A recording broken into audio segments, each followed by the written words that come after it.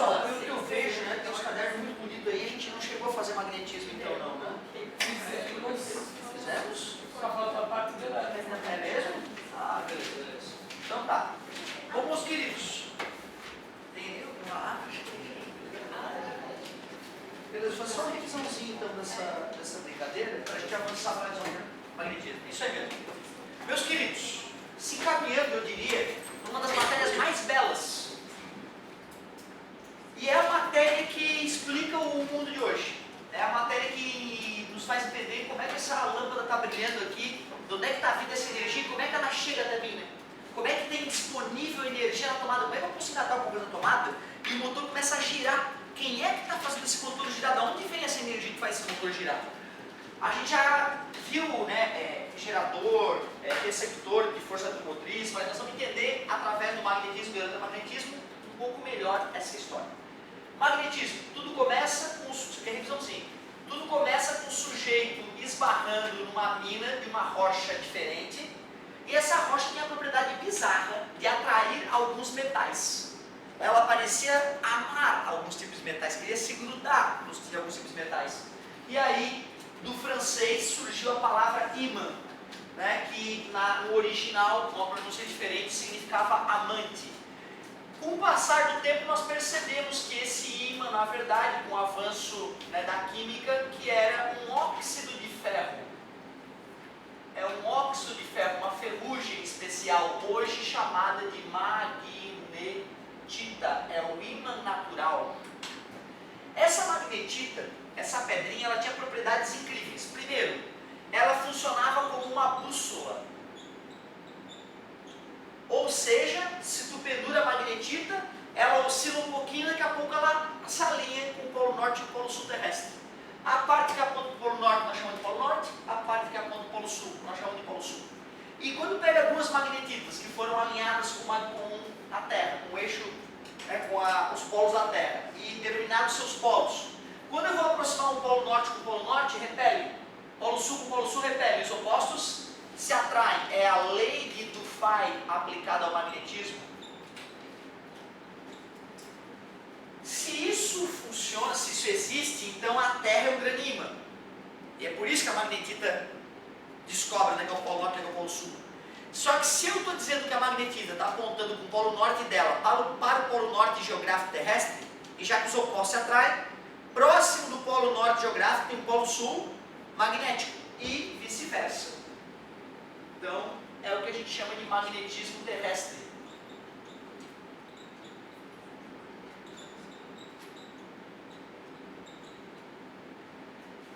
Se eu corto o ímã ao meio, ele continua com o polo norte e o polo sul. E não importa quantas vezes eu faça isso, se sobrar uma molécula, vai ter polo norte e polo sul.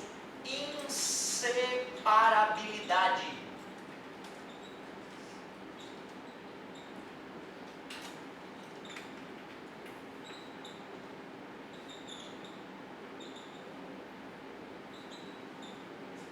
Inseparabilidade dos polos magnéticos. Uma cientista muito famosa, Maria Curie, descobriu que tem uma certa temperatura acima da qual a magnetita deixa de ser um forte ímã, o ferro deixa de ser ferro magnético. Ponto Curie, o nome dessa temperatura. Também não custa lembrar que os materiais são classificados em ferromagnéticos, como níquel, cobalto e ferro, obviamente, fortemente atraídos por campos magnéticos, não importa se é polo norte ou polo sul. Materiais paramagnéticos. Materiais paramagnéticos são fracamente atraídos por campos magnéticos. Alumínio e vidro, dois nomes que eu decorei. Diamagnéticos. Os materiais diamagnéticos são fracamente repelidos por campos magnéticos. Ouro e prata são dois nomes que eu me dei o trabalho de decorar. Claro que ferro, eu tenho que saber que é ferro magnético. Agora, outras decoradas eu acho muito medíocre, né? A gente pedir isso para o aluno.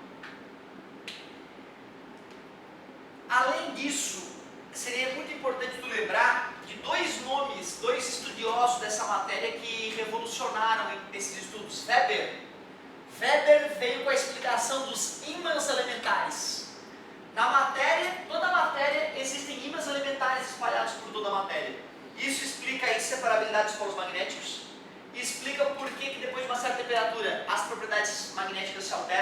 porque esses ímãs elementares se agitam, já que a temperatura média de 1 grau deixa as moléculas, e esses ímãs elementares agitados se embaralham e as propriedades magnéticas somem.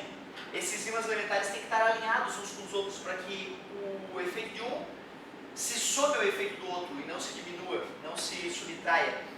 Weber, explicação dos ímãs elementares, explicou, né, mais ou menos o ferro par de magnetismo, ponto Curie, e inseparabilidade dos polos magnéticos. E depois Horst foi dar uma aula de circuito elétrico e descobriu que corrente elétrica gera campo magnético, inaugurou o eletromagnetismo. Depois de Horst, todo mundo sabia que cargas elétricas em movimento geravam campo magnético.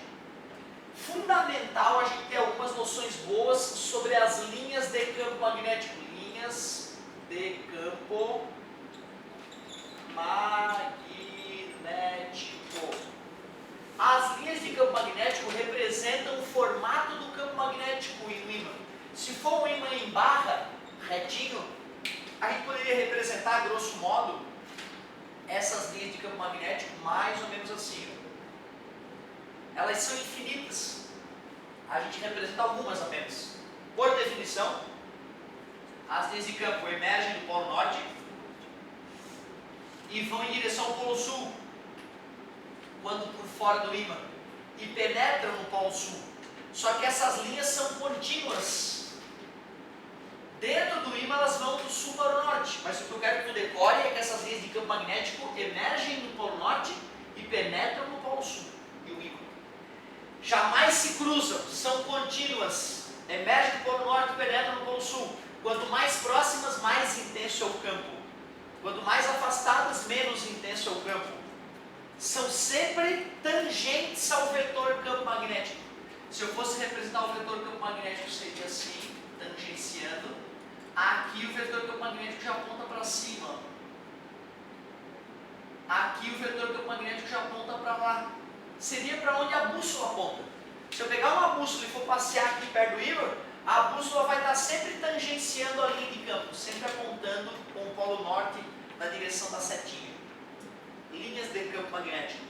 E agora, meus queridos, o mundo vai mudar.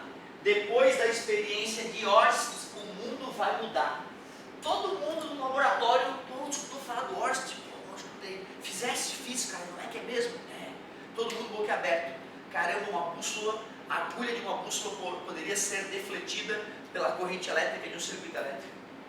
Um sujeito que estava entediado no laboratório, que nem era ainda grandes coisas, era só um prodígio no laboratório, trabalhando na sombra de um grande sujeito, Faraday, meio que pergunta para o chefe dele: cara, o que eu faço agora? Outro, eu estou falando do Horst, escutei. Então, cara, explica esse fenômeno aí, ninguém consegue explicar. Explica, faz as contas aí.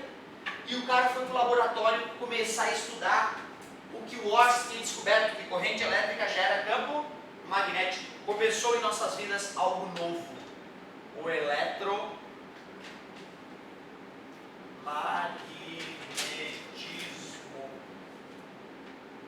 Eletromagnetismo. Que matéria bela. Primeira coisa, vamos fazer uma experiência com um fio reto e longo. Vamos pegar um fio reto e longo e vamos fazer uma corrente elétrica ou percorrer, uma corrente elétrica aí ou percorrer, subindo. Se nós pegarmos uma folha de papel, fazer esse fio atravessar essa folha de papel e jogar ferro em pó, ali, malha de ferro aí na folha de papel, nós vamos ver que aquele ferro em pó vai formar círculos muito bem definidos em volta do fio. Não sei se pelo Faraday ser de uma religião chamada religião circular, ele tenha mais facilmente enxergado as linhas de campo. Os estudiosos dizem que sim. O fato de ele ser de uma religião circular, de ele acreditar que o círculo era a resposta das coisas, ele tem enxergado com mais facilidade que as linhas de campo magnético ao redor de um fio reto e longo são linhas circulares, concêntricas ao fio. Claro que isso não é um delírio da cabeça dele, ninguém pode confirmar isso com ferro em pó. Como Como é que a gente representaria então as linhas de campo magnético ao redor de um fio reto e longo?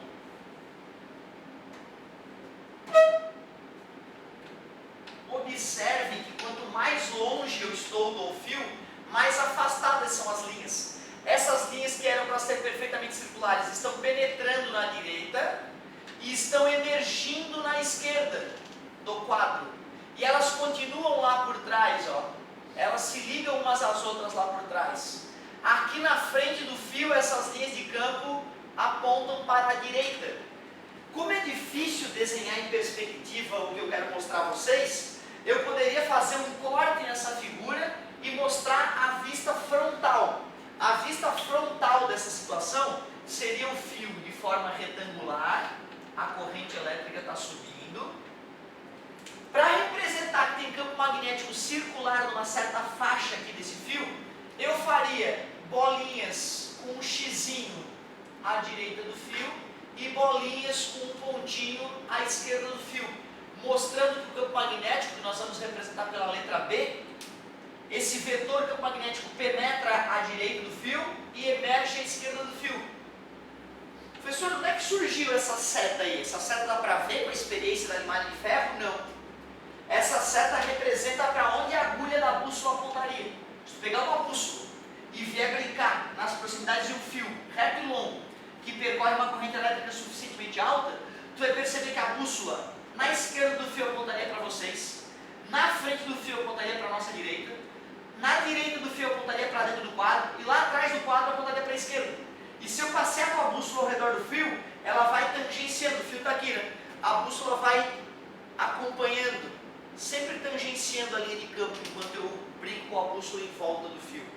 Linhas de campo magnético. Já sabemos representar. Professor, como é que eu vou decorar isso? Regra da mão direita. Pega no fio com a mão direita e o dedão junto com a corrente.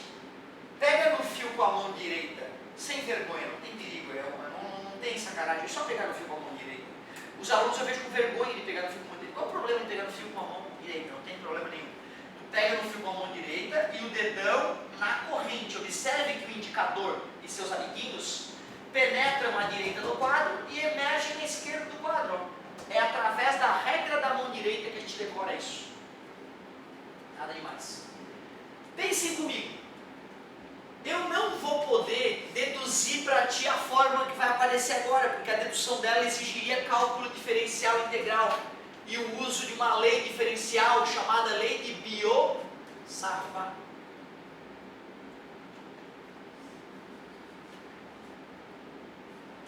Essa lei de Biot-Savart, que só se a galera for para exata e que vai acabar estudando com mais calma, é a lei que vai dar origem às fórmulas que eu vou te apresentar. Porém, essa lei foi escrita antes da lei de Biot-Savart, essa fórmula, porque é uma fórmula que dá para se obter empiricamente. Observe. Vê se vocês concordam comigo. B de Biot. Por isso que a gente vai usar o B para representar campo magnético, em homenagem ao Biot. Vocês devem aceitar que quanto maior for a corrente elétrica que percorre o fio, maior o campo magnético nas redondezas, porque é ela que está gerando o campo magnético. Então, o I é diretamente proporcional ao campo magnético.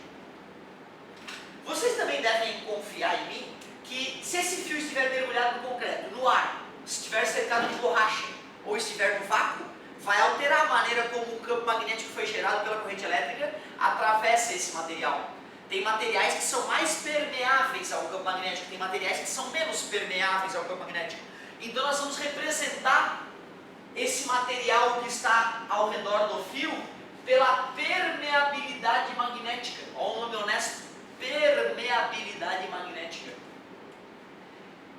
E essa corrente elétrica que gerou o campo magnético, quanto mais longe eu estou do fio, menor é o campo magnético, é intuitivo, né? Quanto mais distante eu estiver do fio, menos eu vou sentir o campo magnético. Por quê? Porque esse campo magnético que foi gerado nessa região, ou no fio todo, está diluído ao longo da circunferência. Quanto mais distante eu estiver do fio, maior é esta circunferência na qual este efeito está diluído. E qual é o tamanho de uma circunferência? Qual é o tamanho de uma circunferência de raio R? 2πr. Por isso eu peguei aquilo que foi gerado pelo fio, o I, gerou o campo magnético. Fiz atravessar um material, permeabilidade magnética. e diluir este efeito numa circunferência, 2πr. Então tu vê, eu não usei a lei de Biot-Savart, mas dá para intuir, dá para ver que não tem nada de absurdo nessa fórmula, é uma fórmula bem aceitável. Intensidade de corrente elétrica, intensidade de corrente elétrica. Faz tanto tempo que a gente não fala do nosso I, né, que dá vontade de escrever Q sobre ΔT, né, só para a gente lembrar, coulombs por segundo, ampere. O μ0, como eu disse a vocês, é a permeabilidade magnética, permeabilidade magnética.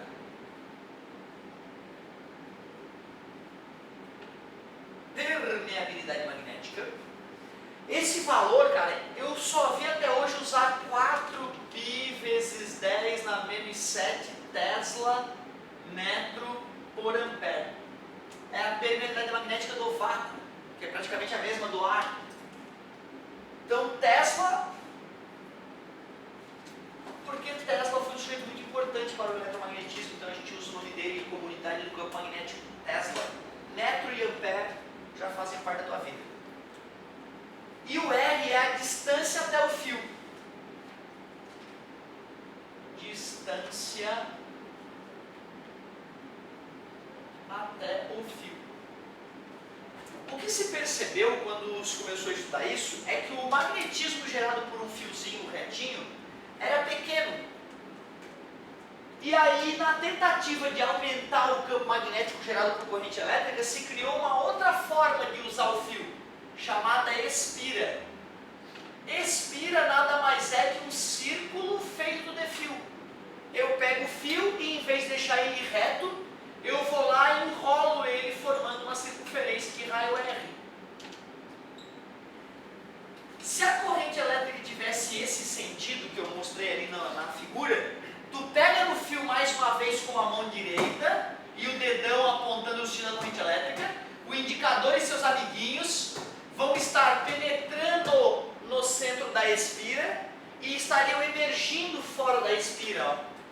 Por isso eu diria que o campo magnético está apontando para dentro do quadro, no centro, e está apontando para fora do quadro, por fora da espira.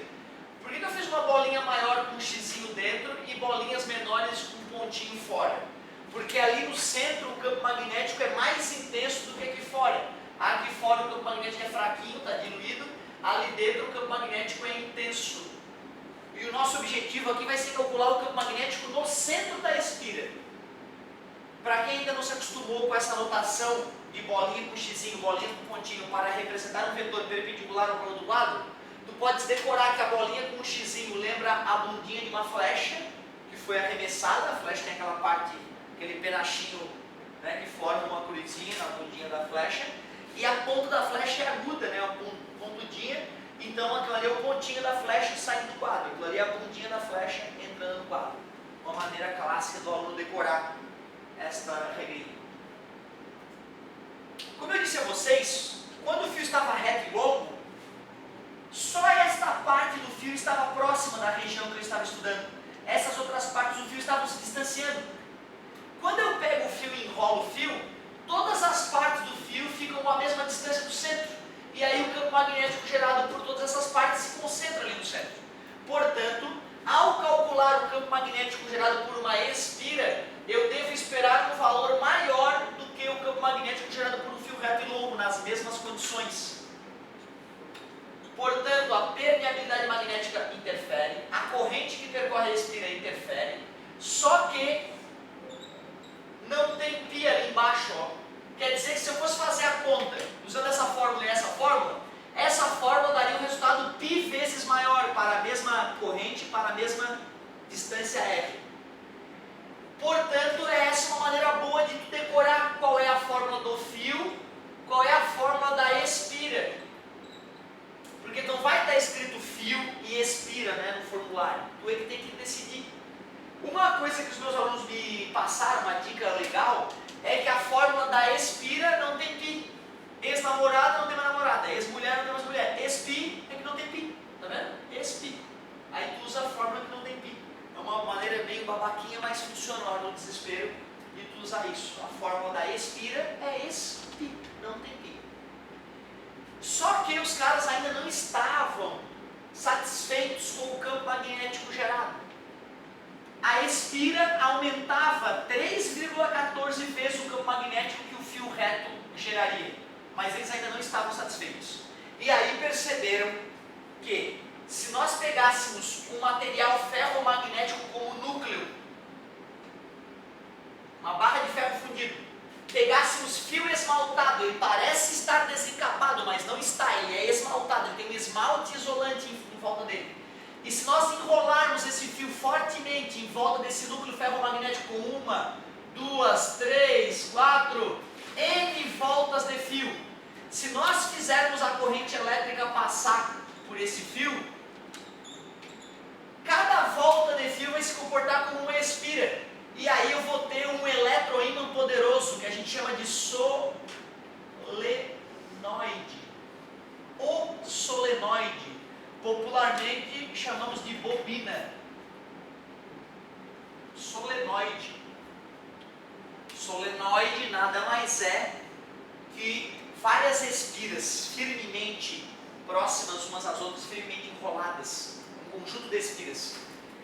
Nesse caso, uma coisa que o vestibular volta e me pergunta, ó, ele dá um solenoidezinho representado para o aluno e pergunta onde é que é o polo norte, onde é que é o polo sul desse solenoide.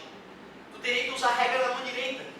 Pega um pedacinho do fio ali, segura com a mão direita, o dedão apontando o sentido da corrente. As linhas de campo penetram no sul e emergem do norte.